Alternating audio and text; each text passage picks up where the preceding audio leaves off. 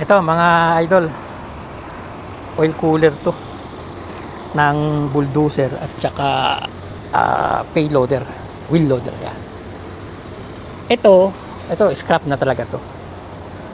Ang sira nito is yung sa gilid pumutok. Ito naman re-repairin ko no, umangat na nga oh. Butas yung tubo na to, papalitan natin, pinaangat ko yan. So ibig sabihin malambot pa yung rubber niya kasi original to eh. Ito nga pala yung original mga idol, rubber ang yung center niyan, rubber na butas-butas tapos pinasukan ng tubo. Ito naman mga imitation winelding yan mga idol yan. Hindi rubber, turn sheet na copper na may mga butas tapos pinasok yung tubo yan. Kaya kapag nagkabutas yung tubo o dito sa gilid na yan, pag hininang ko nagbabagsakan na kasi konti lang yung hinang dyan since na hininangan ko, kailangan natin ng malakas na apoy para matunaw o kumapit yung i-apply kong solder, nadadama yung katabi magkakatabi nagbabagsakan. So kaya hindi ko nare-repair tong mga ganitong imitation, pero ito nare-repair ko yan, papalitan natin yan. So ngayon hahanap tayo ng pamalit at ito nga ayan, scrap na to ayan oh.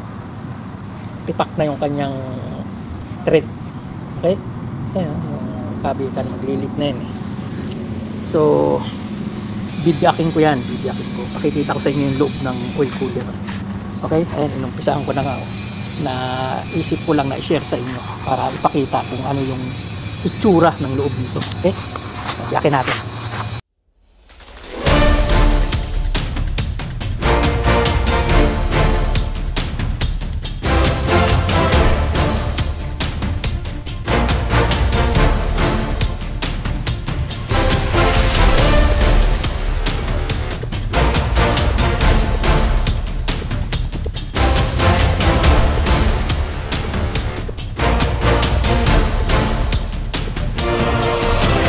Kabilaan yan mga idol, tirahin natin ang kabilaan.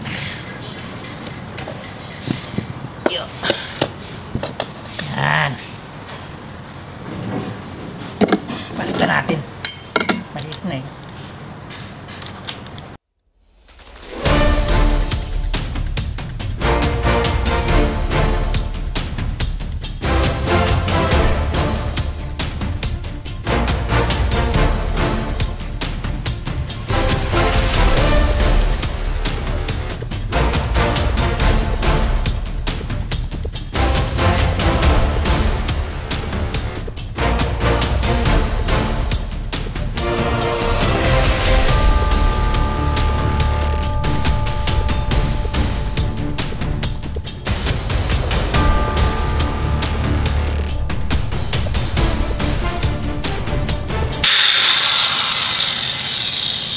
So yun, tapos na mga idol. Pag gagamit kayo nito ng grinder, higpitan nyo yung kapit mga idol para mag wild man siya, makontrol nyo kasi mahigpit yung kapit mo. Kasi kapag malamya o hindi maganda yung kapit mo at nagkataong nag wild to, tatalsik to, delikado, baka tamaan pa yung kamay nyo o yung tuhod nyo kasi mabibitawan nyo to. Malakas ang grinder, kahit maliit yan, malakas yan. So ito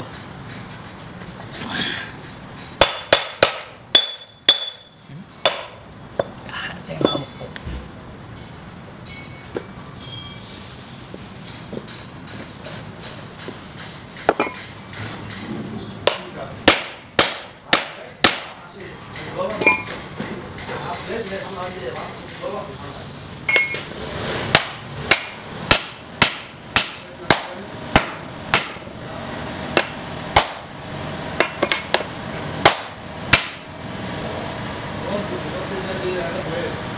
Gas.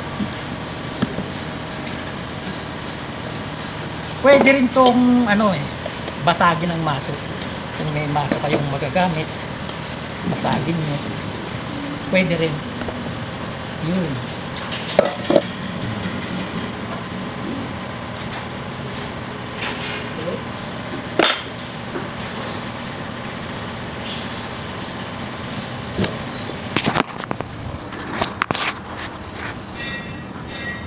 So ayan oh. Yan ang itsura niyan mga boss. Oh. Kita nyo? Rubber yun. Rubber to. Yan ang original rubber yung nakalagay dito. Rubber yan. Tapos meron pa siya dito. Rubber din. Ito rubber. Rubber. Yung mga holder niya rubber. Diba? So ganyan ang ayos niya sa kabila.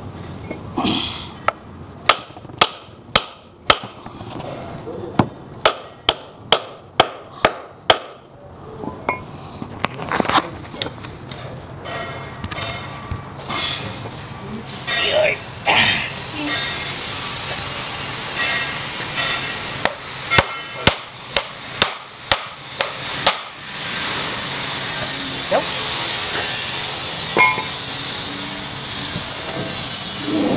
So yan yung ayos niya mga boss. Kukuha na lang ako ng paisa-isa dyan para ipalit doon. Okay, so mamaya papalitan natin yun. Yan.